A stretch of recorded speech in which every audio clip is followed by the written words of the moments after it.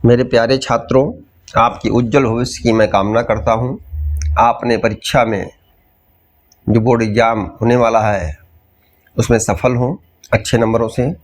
कक्षा 10 के सामाजिक विज्ञान में जो भारत में राष्ट्रवाद का उदय है उस पर हम आज बात करेंगे आपसे।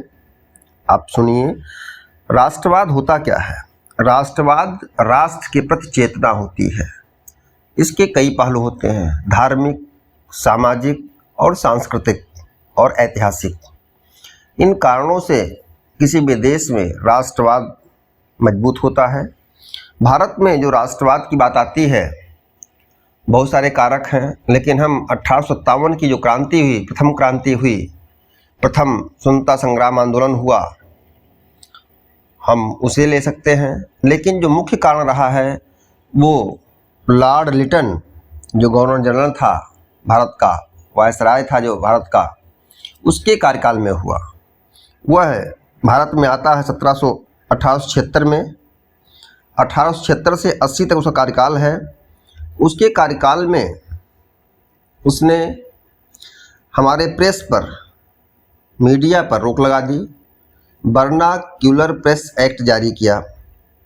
ठीक है, वर्नाक्यूलर प्रेस एक्ट के द्वारा भारतीय समाचार पत्रों पर रोक लगा दी गया जो हिंदी में थे या अन्य भाषाओं में भारतीय थे, लेकिन जो अंग्रेजी समाचार पत्र थे वो चलते रहे।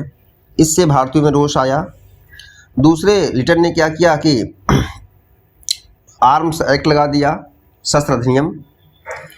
तीसरी बात जो उसने किया कि सिविल सेवा परीक्षा में बैठने की जो अधिकतम आयु पहले 21 वर्ष थी, उसे घटा करके 19 वर्ष कर दिया। यानी भारतीयों के बड़े पदों पर जाने के एकदम रोक लगा दी उसने जो है। इसके अलावा उसने दिल्ली में दरबार लगाया और महारानी विक्टोरिया को कैसर हिंद की उपाधि दी गई उसके समय में।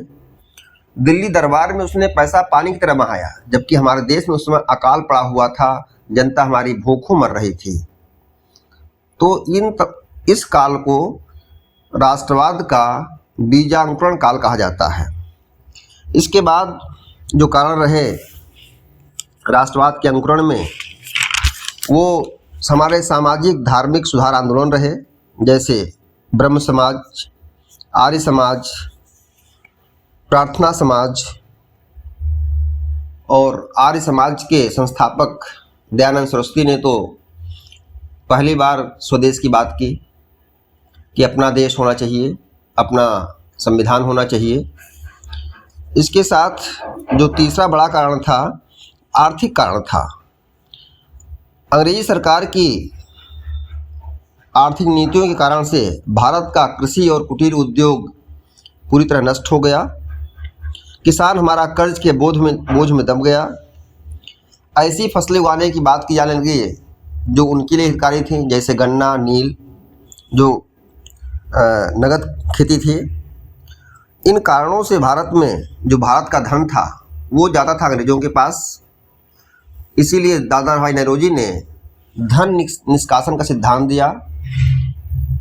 धन निष्कासन सिद्धांत दादा भाई नौरोजी ने दिया है और उन्हें ग्रैंड ओल्ड मैन इंडिया कहा जाता है। तो हम आज यहीं तक बात करेंगे आपसे, कल फिर बात करेंगे आपसे। धन्यवाद।